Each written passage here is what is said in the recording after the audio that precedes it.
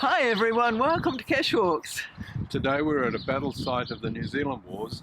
It's called Rangiriri. Come with us to see this special place. It's about an hour's drive from Auckland for an interesting day geocaching. When we arrived, we went first to the Rangiriri Heritage Centre to find out about the battle. They had a nice cafe, and there's a small museum out the back full of interesting artefacts, models and a video presentation. The video explains the causes and the devastating effect the war and land confiscations that followed had on the people of the Waikato. Among the artefacts there's a reference to the 2 Victoria Crosses awarded for rendering assistance to the wounded while under heavy fire.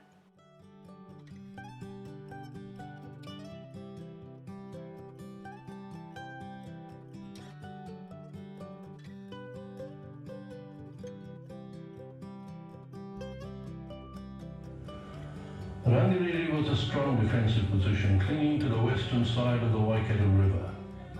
It spanned the distance between the river and Lake Waikato. It was low-lying and deceptively strong. Then it was on to visit Rangiriri Pa, or fortification, the site of the battle.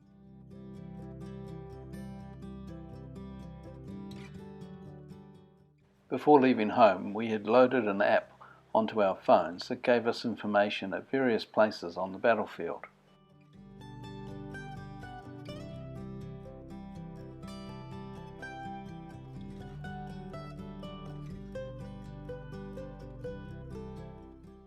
We came to a gateway called Te Tohu Maumahara. This means symbol of remembrance. It commemorates both the Maori and European who died in the battle. At the request of King Tuheitia, the carvings include both the Maori and the Pākehā stories.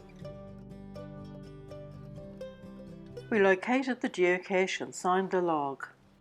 Here we began reading the interpretive panels and listening to the app on our phones.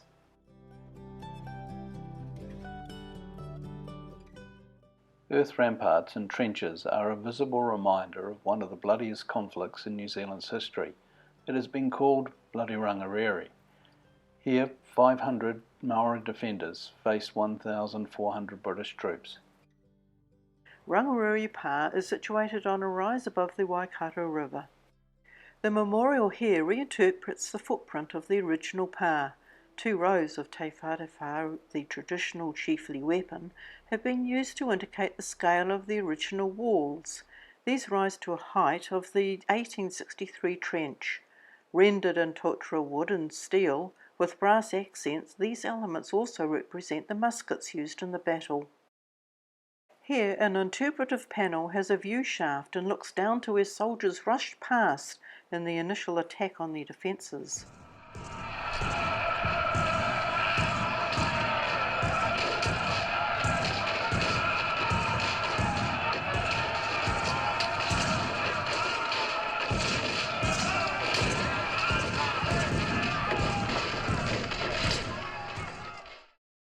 The original walls here were nearly 5 metres in height.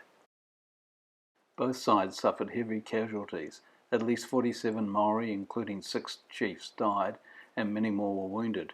35 British soldiers died and 97 were wounded.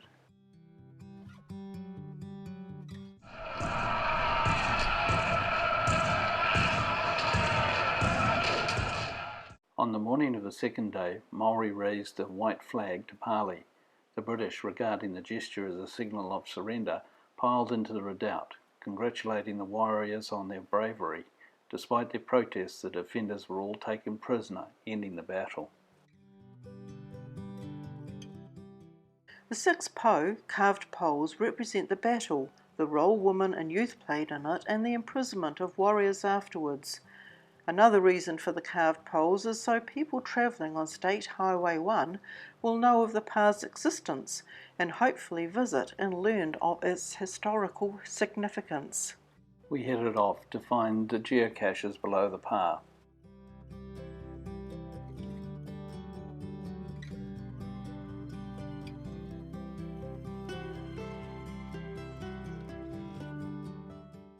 The other geocache is located in the reinstated Wetland area, put here in recognition of the natural character of the area at the time of the battle.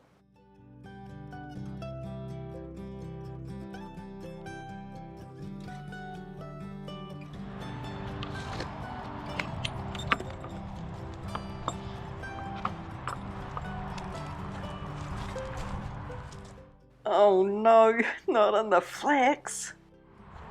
Oh, the cache page reassured us it wasn't in the flax bush. Fortunately it wasn't.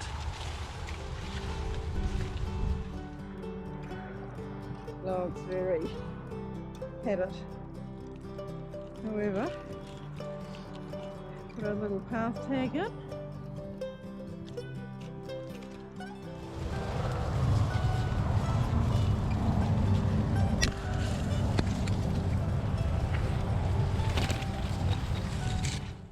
It was time for lunch, so we headed to the old Rangiriri hotel for something to eat.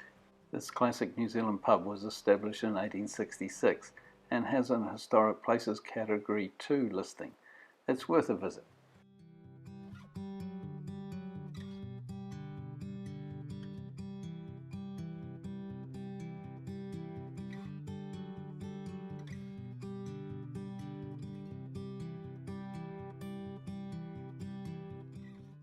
We ordered our food and had a drink while waiting for our call to the bar to pick up our lunch.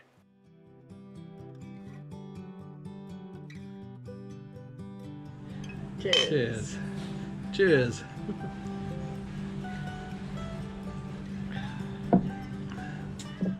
We ordered a rungo burger. Egg, bacon, meat patty, pineapple, tomato and lettuce. After lunch we crossed the road to look at the cemetery where the British dead are buried. Many of the Maori dead are reburied on Taupiri Mountain, while others are thought to have been returned to their own villages. It's probable that some are still in the area of the battle.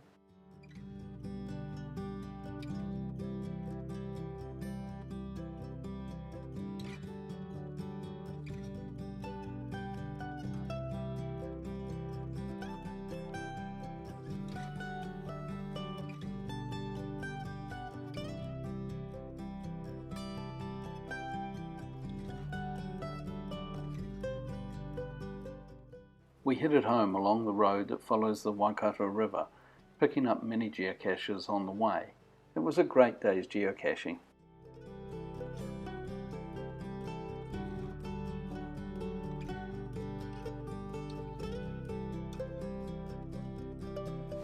Well, that brings us to the end of our cache walk.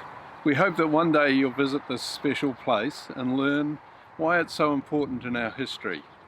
So thanks for watching. And don't forget to go geocaching.